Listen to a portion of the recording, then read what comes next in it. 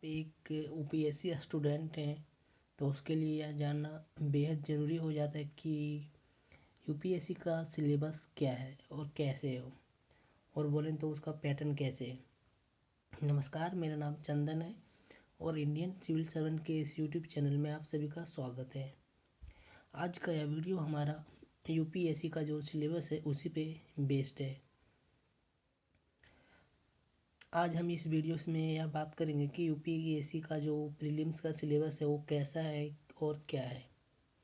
समय के साथ साथ अगर बात करें तो यूपीएससी का सिलेबस में थोड़ा बहुत परिवर्तन होते रहता है, तो हम लोगों को डरने की बात नहीं है। परिवर्तन ज़्यादा कुछ नहीं होता है, बस नॉर्मल थोड़ा बहुत टॉपिक में हल्का चेंज होता है। तो आज हम लोग यही डिस्कस करेंगे कि यूपीएससी प्रीलिम्स का सिलेबस क्या है। प्रीलिम्स बोलें, अगर हिंदी में बोलें तो प्रारंभिक परीक्षा का यूपीएससी का सिलेबस क्या है।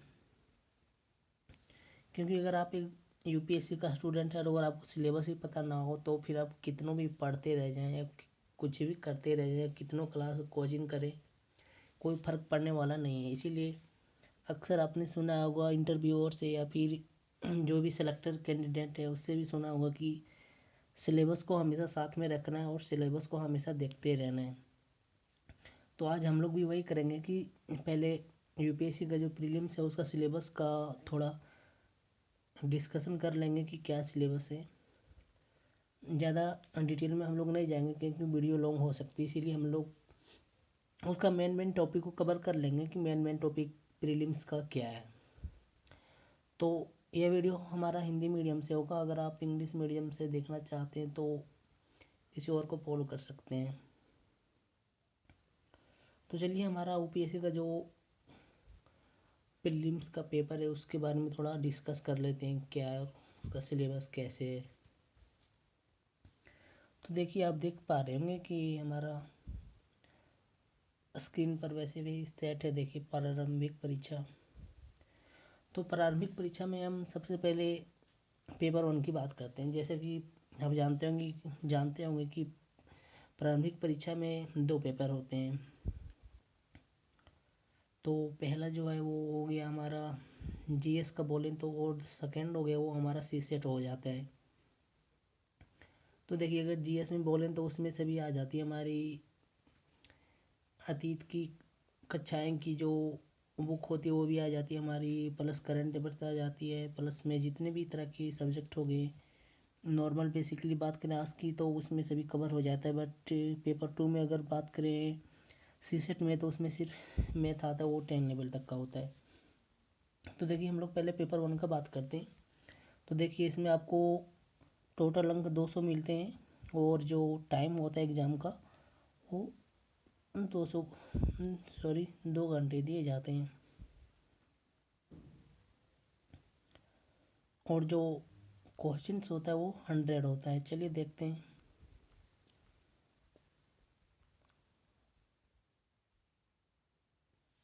तो देखिए, इसमें हमारा पहला टॉपिक है। हम पहला पेपर का बात कर रहे हैं प्रीलिम्स का, और पहला टॉपिक का बात कर रहे हैं पेपर 1 का। तो देखिए, इसमें हमारा पहला टॉपिक है राष्ट्रीय और अंतर्राष्ट्रीय महत्व की समसामयिक घटनाएं। तो इसका मतलब ये हुआ कि जो राष्ट्रीय और अंतर्राष्ट्रीय लेवल की समसामयिक घटना, मतलब वही हुआ कि जो करंट में हो रहा है इशू या फिर जो बोलें तो मुद्दा बन रहा है उसके बारे में आपको पढ़ना है। राष्ट्रीय बोले तो हमारे देश के अंदर जो हो रहा है करंट में मुद्दा जो बन रहा है उसको पढ़ना है, और जो अंतर्राष्ट्रीय बोले तो विदेश लेवल में जो हो रहा है या फिर बोले जो विदेशों में हो रहा है समसामयिक घटनाएं, बोलें तो प्रेजेंट में जो हो रहा है उसको पढ़ना है। तो पहला टॉपिक हमारा यही राष्ट्रीय और अंतर्राष्ट्रीय महत्व की समसामयिक घटनाएं। अगर आप थोड़ा और डिटेल सिलेबस लेंगे तो आपको थोड़ा और बहुत इसमें डिटेल मिल जाएगा कि राष्ट्रीय अंतर्राष्ट्रीय की राष्ट्रीय समसामयिक घटनाएं में क्या क्या शामिल हो सकती है। मतलब कि जैसे अभी हम बोलें तो जैसे समसामयिक घटनाएं में बहुत चीज़ आ सकती है कि राजनीतिक मुद्दा क्या है, धार्मिक मुद्दा क्या है, अगर बोलें तो राज्य के मुद्दा क्या है। तो इसे बोल सकते हैं कि समसामयिक मुद्दे में हम किन मुद्दों को पढ़ें। जैसे होता है ना कि बहुत मुद्दा छोटा मोटा मुद्दा होता है, जैसे कि किसी किसी का आपसी में लड़ाई हो जाती है, तो वो सब नहीं पढ़ना है।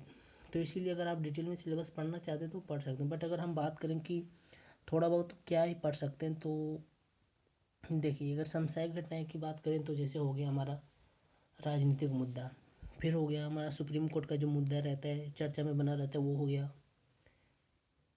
मतलब सरकार से जितने भी तरह के मुद्दा बना रहता है करंट में, वो सब आपको पढ़ना है। इसीलिए अगर आपको और डिटेल में जाना है तो आप पीडीएफ से थोड़ा और डिटेल में पढ़ सकते हैं। हम डिटेल में डिस्कस इसलिए नहीं कर रहे हैं क्योंकि सिलेबस का जो सोर्स है वो बहुत ज़्यादा लंबा है, तो इससे वीडियो लॉन्ग हो सकता है, इसीलिए हम थोड़ा मेन टॉपिक पर डिस्कस कर रहे हैं। तो देखिए अब हमारा नेक्स्ट टॉपिक जो है वो है भारत का इतिहास और भारतीय राष्ट्रीय आंदोलन। तो नेक्स्ट टॉपिक हमारा यही है सेकंड पेपर का। तो देखिए इसमें थोड़ा हम डिटेल करते हैं कि भारत का इतिहास, मतलब भारत का जो इतिहास है, हिस्ट्री है, कल्चर बोलें तो, और जो भारतीय राष्ट्रीय का आंदोलन है, जैसे अंग्रेज़ों के साथ हुआ, फिर बोलें तो मुगलों के साथ हुआ, यूनानियों के साथ हुआ, तुर्कों के साथ हुआ, शकों के साथ हुआ, मतलब जितना भी राष्ट्रीय आंदोलन हुआ है भारत के साथ, उन सभी को आपको पढ़ना है। तो इसीलिए इसमें जितना तरह के भी पास्ट में बीता हुआ भारत के साथ, वो सब आपको इसमें पढ़ना है। एक तरह से बोलें तो भारत का पूरा हिस्ट्री आपको इसमें पढ़ना है। वही बोले आपको अगर और ज़्यादा डिटेल में पढ़ना है तो आप थोड़ा लंबा टॉपिक वाला सिलेबस उठा के पढ़ सकते हैं, उसमें आपको और ज़्यादा डिटेल मिल सकता है। बाकी इसमें हम शॉर्ट में ही बात करेंगे।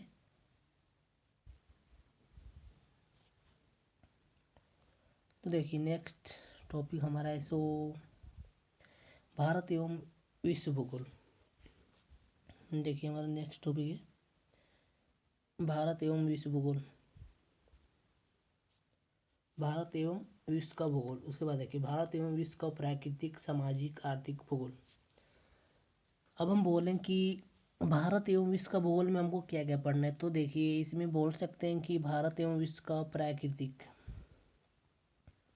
भारत और विश्व का प्राकृतिक है, मतलब प्राकृतिक दशाएं क्या क्या है, मतलब किस जगह पे क्या दशा पाया जाता है, जैसे बोले किस जगह पे क्या खनन हो सकता है, क्या पेट्रोलियम पदार्थ हो सकता है, क्या खनिज हो सकते हैं, क्या बोलें तो वही मतलब धरती के अंदर जितनी भी तरह की पाई जाती है चीज़ें, उसको बोलें तो प्राकृतिक हो गया हमारा।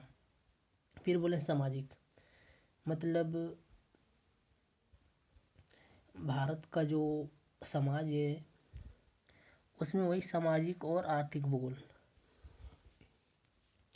मतलब इसमें सिर्फ भारत का ही सामाजिक बात नहीं किया जा रहा है, इसमें भारत और विश्व दोनों की सामाजिक और आर्थिक भूगोल की बात किया जा रहा है। तो इसीलिए थर्ड टॉपिक हमारा हो जाता है थोड़ा डिटेल हो जाता है, मतलब लंबा हो जाता है, भारत एवं विश्व का भूगोल। पहले तो भारत का भी भूगोल पढ़ना है आपको, फिर विश्व का भी भूगोल पढ़ना है, उसके बाद प्राकृतिक पढ़ना है, उसके बाद सामाजिक पढ़ना है, फिर उसके बाद आपको आर्थिक पढ़ना है।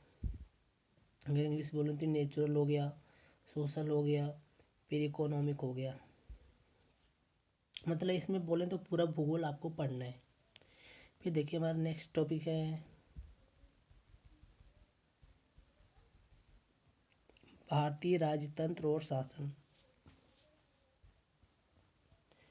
अगर इसमें बोलें तो एक तरह से हो बोल सकते हैं कि भारतीय राजनीतिक, मतलब भारतीय राज्य व्यवस्था। तो देखिए इसमें क्या क्या पढ़ना है, यहाँ पे जो टॉपिक लिखा है उसी को आपको कवर करना है, क्योंकि ये मेन से नहीं कि आपको पूरा पूरा बुक को कवर करके चलना है, क्योंकि इसे सिर्फ मल्टीपल क्वेश्चन आते हैं, तो इसलिए आपको इसमें पूरा बुक पकड़ के नहीं चलना है। अगर आप चाहें तो चल सकते हैं क्योंकि मेंस में काम आ जाएगा आपको। तो देखिए इसमें भारतीय राजतंत्र और शासन व्यवस्था में आपको क्या क्या पढ़ना है, देखिए संविधान पढ़ना है, फिर राजनीतिक प्रणाली पढ़ना है, फिर पंचायती राज पढ़ना है, फिर लोक नीति पढ़ना है, फिर अधिकारों संबंधी मुद्दे पढ़ने। अगर थोड़ा डिटेल में हम बात करें तो देखिए, संविधान पढ़ना है आपको कि संविधान कैसे निर्माण हुआ, उसका क्या स्ट्रक्चर था, क्या प्रस्ताव था, क्या उसका बोलें तो प्रारूप क्या था, उसका कैसे निर्माण हुआ, क्या क्या उसमें मुद्दा हो बन सकता है संविधान में, कैसे बना, किन दशाओं में बना, वही सब आपको पढ़ना है। फिर इसमें बोले राजनीतिक प्रणाली में, तो फिर भारत का राजनीतिक प्रणाली क्या है, कैसे है, किस तरह से चल रहा है, वही इसमें आपको पढ़ना है। फिर पंचायती राज व्यवस्था पढ़ना है इसमें आपको। फिर आगे लोक नीति का निर्माण कैसे होता है, क्यों होता है, किस तरह से होता है, क्या फायदे क्या नुकसान, यही सब आपको इसमें पढ़ना है। फिर आपके अधिकार क्या क्या हो सकते हैं, आपके अधिकार मतलब जनता का अधिकार क्या क्या हो सकते हैं, इसमें वही आपको पढ़ना है। फिर देखिए नेक्स्ट टॉपिक हमारा है आर्थिक और सामाजिक विकास। मतलब इसमें हमारा इकोनॉमिक आ गया। आर्थिक और सामाजिक विकास में आपका हो गया, इस टॉपिक में आपको पढ़ना है सतत विकास, फिर गरीबी हो गया, फिर समावेशन हो गया, जनसांख्यिकी हो गया, फिर सामाजिक क्षेत्र में की गई पहल। देखिए इसमें पहला टॉपिक है हमारा आर्थिक और सामाजिक विकास में आपका पहला टॉपिक है सतत विकास। मतलब जो विकास की दरें कैसे हो रही, क्यों हो रही, कितनी दर से हो रही, कितनी तेज़ी से हो रही, उस पर आपको थोड़ा फोकस करना है। फिर हो गया हमारा गरीबी, गरीबी के बारे में आपको फिर डिटेल में पढ़ना है। फिर हो गया हमारा समावेशन, समावेशन क्यों हो रहा है, किस प्रकार से हो रहा है, कहाँ कहाँ हो रहा है समावेश, किस तरीके से हो रहा है, कौन ज़्यादा कर रही, कौन कम कर रही। फिर आपका हो गया जनसांख्यिकी, जनसांख्यिकी आपको भी पढ़ना है। फिर देखिए आगे हमारा सामाजिक क्षेत्र में की गई पहल। मतलब समाज के जो वर्गों में या फिर बोले समाज के क्षेत्रों में या फिर समाज के जो पहलू है या फिर जो समाज में जो हो रहा है उसमें क्या क्या पहल की जा रही है और किसके द्वारा की जा रही है। तो ये तो मेरा इकोनॉमी का मुद्दा हो गया। तो फिर देखिए हमको नेक्स्ट पे चलते हैं हम लोग थोड़ा कि हमारा नेक्स्ट क्या हो सकता है। तो अगर नेक्स्ट टॉपिक की हम बात करें तो देखिए हमारा नेक्स्ट टॉपिक है पर्यावरण, पारिस्थितिक जैव विविधता, मौसमी परिवर्तन संबंधी सामान्य मुद्दे जिनके लिए विषयगत विशेषज्ञ आवश्यक नहीं है। अब देखिए इसका मतलब क्या हुआ। पहले देखिए पर्यावरणीय पारिस्थितिक जैव विविधता, मतलब पर्यावरण में जो हमारा पारिस्थितिक जैव विविधता है और जो मौसम परिवर्तन संबंधी सामान्य मुद्दे, उसी के बारे में हमको पढ़ना है कि हमारे पर्यावरण में जैव विविधता का निर्माण कैसे होता है, किस तरह से हुआ और अभी क्या हो रहा है। फिर बोलें जैव विविधता क्या है, कैसे इसका विकास हुआ और इस जैव विविधता में क्या क्या कमियां हो सकती है, क्या क्या कमी देखने को मिल रही जैव विविधता में, ये पढ़ना है। फिर देखिए इसमें मौसम परिवर्तन संबंधी मुद्दा जो हो सकता है उसमें पढ़ना है। जैसे इसमें हो सकता है कि जलवायु परिवर्तन हो गया हमारा, क्लाइमेट चेंज मतलब बोल सकते हैं उसको। फिर हो गया पृथ्वी का जो टेम्परेचर बढ़ रहा है, ये भी इसमें आ गया आपका मौसम परिवर्तन संबंधित सामान्य मुद्दा जो हो गया इसमें। तो ये टॉपिक हमारा पर्यावरण से जुड़ गया सीधा सीधा, ज्योग्राफी से जुड़ा, मतलब पर्यावरण ज्योग्राफी से पारिस्थितिक इन्वायरमेंट एंड इकोलॉजी से जुड़ गया हमारा। तो देखिए इसमें थोड़ा सा और आगे डिटेल में नहीं, मतलब थोड़ा सा हिंट कर दिया गया कि जिनके लिए विषयगत विशेषज्ञता आवश्यक नहीं है, मतलब इनके लिए विषयगत विशेषज्ञता आवश्यक नहीं है। फिर देखिए हमारा नेक्स्ट टॉपिक है सामान्य विज्ञान, मतलब वही जनरल नॉलेज। तो इसमें आप किसी लूसेंट को फॉलो कर सकते हैं करंट अफेयर्स के लिए, मतलब वन लाइनर जो क्वेश्चंस होते हैं लूसेंट में उसको आप फॉलो कर सकते हैं, तो उससे आपका कवर हो जाएगा। तो फिर अगर हम शॉर्ट में ये जो सिलेबस है हम शॉर्ट में इसको समझने की कोशिश करें तो देखिए हमारा पहला टॉपिक क्या हो जाता है। सबसे पहले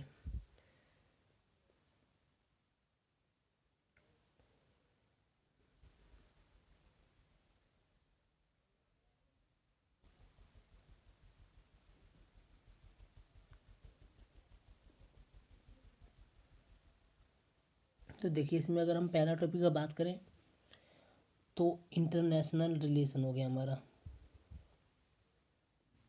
पहला टॉपिक हमारा इंटरनेशनल रिलेशन हो गया। सिर्फ इंटरनेशनल नहीं बोल सकते हैं, इंटरनेशनल रिलेशन नहीं बोल सकते हैं, इंटरनेशनल और नेशनल करंट बोल सकते हैं। तो इसमें आपका समसामयिक मुद्दा हो गया, नेशनल और इंटरनेशनल दोनों का समसामयिक मुद्दा हो गया पहला टॉपिक हमारा। फिर दूसरा टॉपिक हमारा हो गया भारत का इतिहास, मतलब हिस्ट्री हो गया दूसरा टॉपिक आपका। फिर तीसरा टॉपिक बोलें तो भारत और विश्व का भूगोल हो गया। फिर चौथा बोलें तो हमारा पॉलिटी हो गया है। फिर अगर नेक्स्ट टॉपिक बोलें तो इकोनॉमी हो गया। और फिर नेक्स्ट बोलें तो इकोलॉजी और इन्वायरमेंट हो गया। फिर नेक्स्ट हमारा जीके हो गया, सामान्य जीके। तो अगर देखिए इसमें थोड़ा और डिटेल की जानने की कोशिश करें तो पहला तो हमारा राष्ट्रीय और अंतर्राष्ट्रीय ये दोनों हो गया, नेशनल प्लस इंटरनेशनल दोनों हो गया। फिर इसमें देखिए भारत का इतिहास और भारतीय राष्ट्रीय आंदोलन, इसमें आपको सिर्फ भारत का ही पढ़ना है, नेशनल मतलब इंटरनेशनल में नहीं जाना है। फिर देखिए नेक्स्ट है हमारा भारत एवं विश्व का भूगोल, इसमें आपका इंटरनेशनल प्लस नेशनल दोनों विषय आ गए हैं।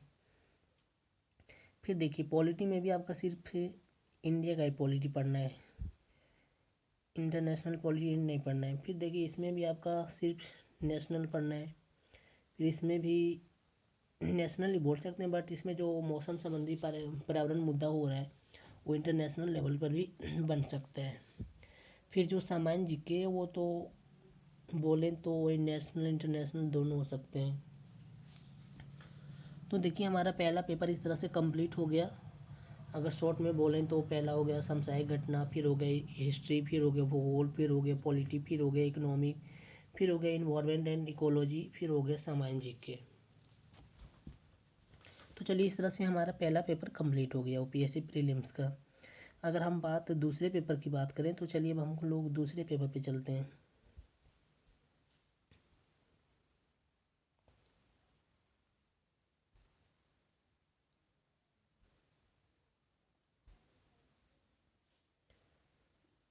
तो देखिए दूसरा पेपर जो होता है वो 200 अंकों का होता है और ये भी 2 घंटे का होता है और इसमें भी 100 क्वेश्चंस होते हैं। और जो दूसरा क्वेश्चन होता मतलब सॉरी दूसरा पेपर जो होता है वो हमारा मैथ का होता है। और जो मैथ का जो पेपर होता है वो 1 to 10th लेवल का मैथ इसमें आता है, तो इसीलिए आपको इसमें डरने की ज़रूरत नहीं है। तो चलिए देखिए इसमें आपको इसमें इसको मैथ नहीं बोला जाता है बट इसको सी सेट बोला जाता है, civil service aptitude test. Okay, तो चलिए हम लोग इसको थोड़ा डिटेल में जानने की कोशिश करते हैं कैसे है क्या है इसका सिलेबस। तो देखिए हमारा पहला टॉपिक इसमें है बोध गम्यता।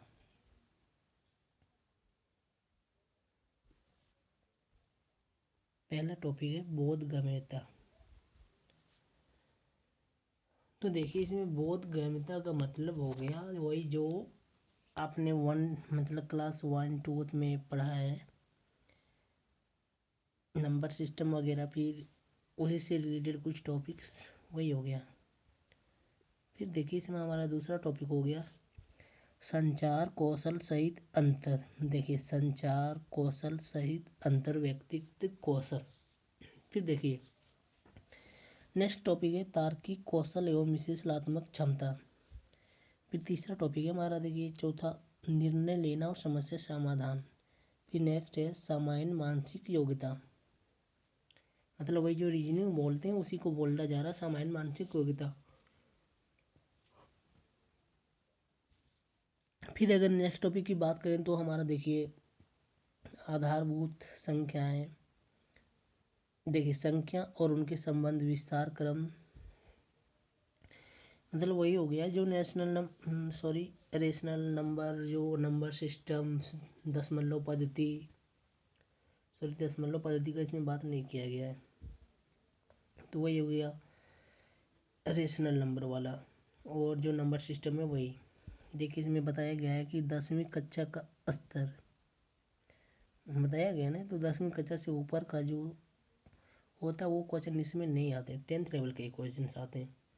फिर हो गया आंकड़ों का निर्वचन, फिर हो गया चार्ट, ग्राफ, तालिका, आंकड़ों की पर्याप्तता, 10वीं कक्षा का स्तर। देखिए हो गया ना, तो इसमें भी 10वीं कक्षा का ही स्तर का रहता है, मतलब मैथ जो रहता है इसमें वो 10th लेवल का ही रहता है, उससे ऊपर का 10th लेवल से ऊपर का नहीं होता है।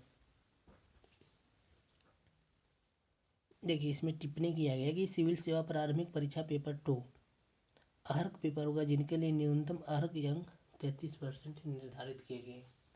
मतलब इनमें जो पास करने का जो नंबर है वो 33% निर्धारित किया गया है।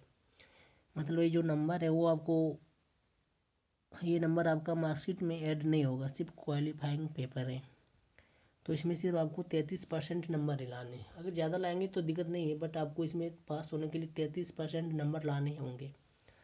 इतना अगर आप ले आते हैं तो आप पास हो जाएंगे। तो यूपीएससी प्रीलिम्स का ये जो दोनों पेपर है ये दोनों क्वालिफाइंग है, इसमें दोनों का नंबर आपका ऐड नहीं होता है, तो इसमें ज़्यादा सोचने या डरने की बात नहीं है। बस इतना कर लीजिएगा, आपको 33% नंबर ले आने किसी तरह से, उसके बाद आप इस दोनों पेपर को क्वालिफाई कर जाएंगे, और उसके बाद आप मेंस के एग्ज़ाम के लिए एलिजिबल हो जाएंगे। तो चलिए आज हम लोग प्रीलिम्स का पेपर डिस्कस कर लें। अब नेक्स्ट वीडियो पे हम लोग जो मेंस का जो पेपर होता है यूपीएससी का, उसमें डिस्कस कर लेंगे कि उसका सिलेबस कैसे क्या और पैटर्न क्या उसका। लॉन्ग में नहीं जाएंगे, बस नॉर्मल में इसी तरह से टॉपिक पढ़ लेंगे कि टॉपिक हमारा क्या हो सकता है उसमें भी। तो चलिए फिर देखिए कि मिलते हैं फिर नेक्स्ट वीडियो में। तब तक के लिए जय हिंद,